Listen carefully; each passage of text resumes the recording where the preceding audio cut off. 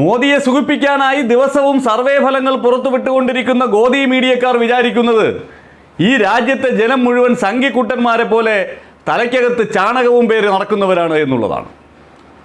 സാമാന്യ ജനത്തിൻ്റെ യുക്തിബോധത്തെ പരീക്ഷിക്കുകയാണ് ഇവർ ഓരോ സർവേയിൽ കൂടിയും. ഏറ്റവും ഒടുവിൽ പുറത്തു വന്ന ടൈംസ് നൗവിൻ്റെ സർവേ, അതിൽ BJPക്ക് 325 മുതൽ 359 വരെ സീറ്റ് കിട്ടുമെന്നൊക്കെയാണ് അവർ പറയുന്നത്. പക്ഷേ അതിനകത്തുള്ള കോമഡി എന്ന് പറയുന്നത് തമിഴ്നാട്ടിൽ വെറും 22 സീറ്റിൽ മാത്രം മത്സരിക്കുന്ന DMKക്ക് 24 മുതൽ 28 വരെ സീറ്റ് കിട്ടുമെന്നാണ് ടൈംസ് നൗവിൻ്റെ കണ്ടെത്തൽ. അതെങ്ങനെ സംഭവിക്കും?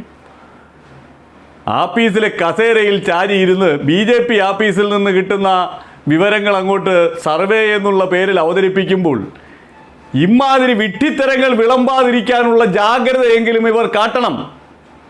വലിയ മോദി ഭക്തയായി അറിയപ്പെടുന്ന മാധ്യമപ്രവർത്തകയുടെ വേഷമണിഞ്ഞ് നടക്കുന്ന സംഘിണി നവിക കുമാർ, അവരാണ് ടൈംസ് നൗവിൻ്റെ സർവേ അവതരിപ്പിച്ചത്. ഒരു ഇച്ചിരിയെങ്കിലും നാണവും മാനവും ഉണ്ടെങ്കിൽ ഇങ്ങനെ ഒരു കണക്ക് ഒരു ദേശീയ ചാനൽ എന്ന് പറയുന്ന ടൈംസ് നൗവിൻ്റെ സ്ക്രീനിൽ മണിക്കൂറുകളോളം കാണിക്കുമോ? 22 സീറ്റിൽ മത്സരിക്കുന്ന DMK 24 മുതൽ 28 വരെ സീറ്റ് നേടുമെന്ന് പറയുന്നത് ഏതു കണക്കിൻ്റെ അടിസ്ഥാനത്തിലാണ്? DMKക്ക് 22 സീറ്റും കിട്ടുമെന്നുള്ള കാര്യത്തിൽ സംശയമൊന്നുമില്ല. പക്ഷേ അത് 24 മുതൽ 28 വരെ ആകുന്നത് എങ്ങനെ? DMKക്ക് തമിഴ്നാട്ടിൽ ഇനി അവരുടെ കൂടെ മത്സരിക്കുന്ന കോൺഗ്രസ് ഒഴികെയുള്ള ബാക്കി കക്ഷികളുടെ സീറ്റുകൾ കൂടി ചേർത്തിട്ടാണെന്ന് പറയുന്നതെങ്കിൽ പോലും അതൊരു വലിയ തെറ്റല്ലേ? കാരണം അത് കൂടാതെ മത്സരിക്കുന്നവർ CPM-ഉം CPI-യും മുസ്ലിം ലീഗും VCKയും ഒക്കെയാണ്. അവരെല്ലാവരും പ്രത്യേക ഐഡന്റിറ്റിയുള്ള രാഷ്ട്രീയ പാർട്ടികളാണ്. അവരുടെ ചിഹ്നങ്ങളിൽ മത്സരിക്കുന്ന രാഷ്ട്രീയ പാർട്ടികളാണ്. ദേശീയ തലത്തിൽ പലയിടങ്ങളിലും മത്സരിക്കുന്ന രാഷ്ട്രീയ പാർട്ടികളാണ്. അങ്ങനെയുള്ളവരുടെ സീറ്റ് എന്തായാലും DMKയുടെ അക്കൗണ്ടിൽ കൂട്ടാൻ പറ്റില്ലല്ലോ. DMK എന്ന് പറയുന്നത് ഒരു പാർട്ടി. അപ്പോൾ DMKയുടെ സീറ്റ് എണ്ണം നിശ്ചയിക്കുമ്പോൾ DMK മത്സരിക്കുന്നതിനേക്കാൾ അധികം സീറ്റുകൾ DMK ജയിക്കുമെന്ന് പറയുന്ന ഒരു സർവേ DMK ഒരു ഉദാഹരണമായി കാട്ടിയതാണ്. കാരണം അവർക്ക് ആകെ ഒറ്റ ആഗ്രഹമേ ഉള്ളൂ, BJP 350 സീറ്റിലധികം നേടും എന്ന് എങ്ങനെയെങ്കിലും കണക്കൊപ്പിക്കണം.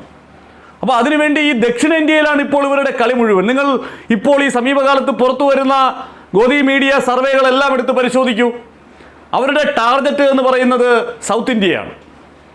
ഇവിടെ BJPയുടെ ഒരു തരംഗം ഉണ്ടാകാൻ പോകുന്നു എന്ന പ്രതീതി ജനിപ്പിക്കുകയാണ്. കേരളത്തിൽ 3 സീറ്റ് കിട്ടുമെന്ന് പറയുന്നു. ഈ ടൈംസ് നൗവിൻ്റെ സർവേയും കേരളത്തിൽ 0 മുതൽ 1 സീറ്റ് വരെ എന്നുള്ളതാണ്. ഇപ്പോൾ കിട്ടാനും കിട്ടാതിരിക്കാനുമുള്ള സാധ്യത എന്ന് പറയുന്നു. എന്നാലും അത് പറയുന്നുണ്ട്.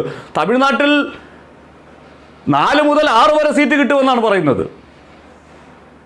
കർണാടകയിൽ ഈ ഇപ്പോഴത്തെ സാഹചര്യത്തിൽ പോലും BJP 25 സീറ്റ് വരെ നേടുമെന്നാണ് പറയുന്നത്. തെലങ്കാനയിൽ 8 സീറ്റ് വരെ നേടുമെന്ന് പറയുന്നു.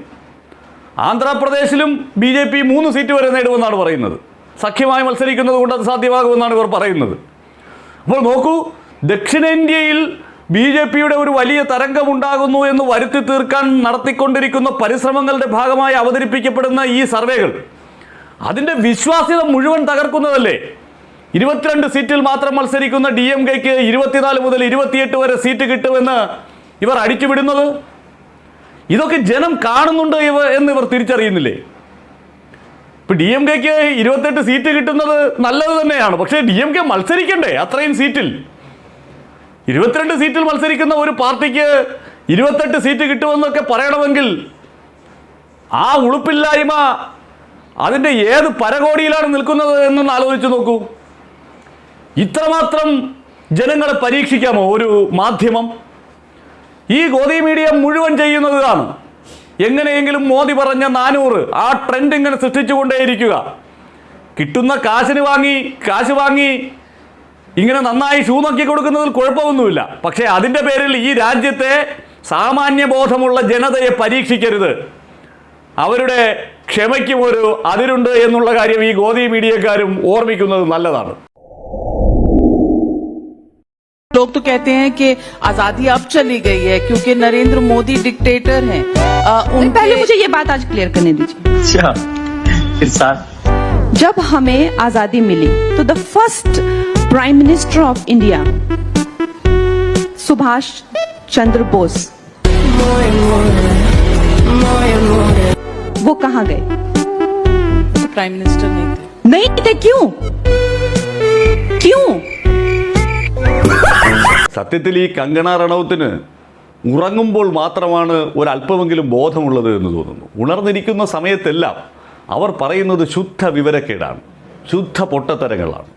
जब हमें आजादी मिली तो the first prime minister of India Subhash Chandra Bose.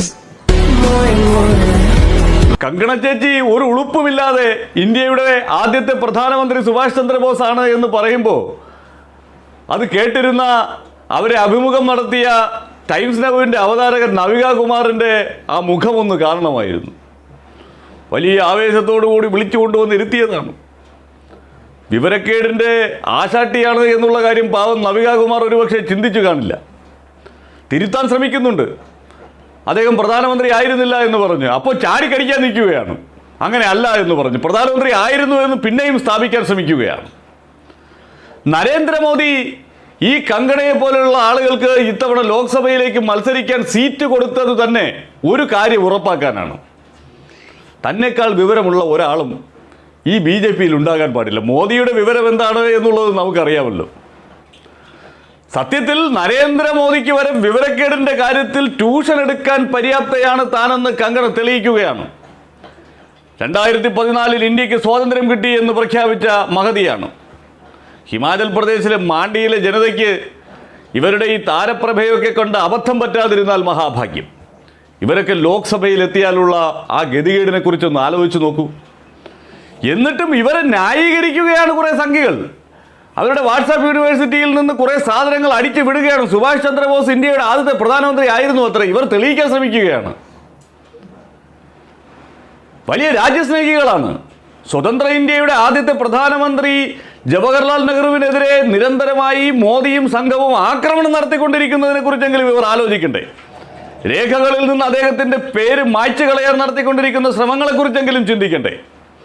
അതുപോലും ചിന്തിക്കാതെ ഈ വിവരക്കേട് വിളമ്പിയിട്ട് ആ വിവരക്കേട് ഒരു അലങ്കാരമായി കൊണ്ടു നടക്കാൻ സംഘികൾക്കല്ലാതെ മറ്റാർക്കും കഴിയില്ല.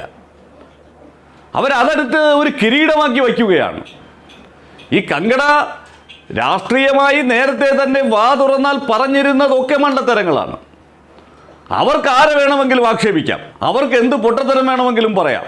പക്ഷേ അവർക്കെതിരെ ആരെങ്കിലും എന്തെങ്കിലും പറഞ്ഞാൽ അത് ഭയങ്കര പ്രശ്നമായി, സ്ത്രീകളെ അപമാനിക്കലായി.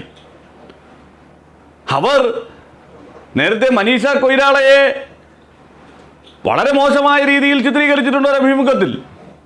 എന്നിട്ട് അവർക്കെതിരെ സമാന രീതിയിലുള്ള ഒരു ആക്രമണം ഉണ്ടാകുമ്പോൾ അതിൽ പൊട്ടിത്തെറിക്കുകയാണ്, സംഘികളാകെ വിജൃംഭിതരാകുകയാണ്.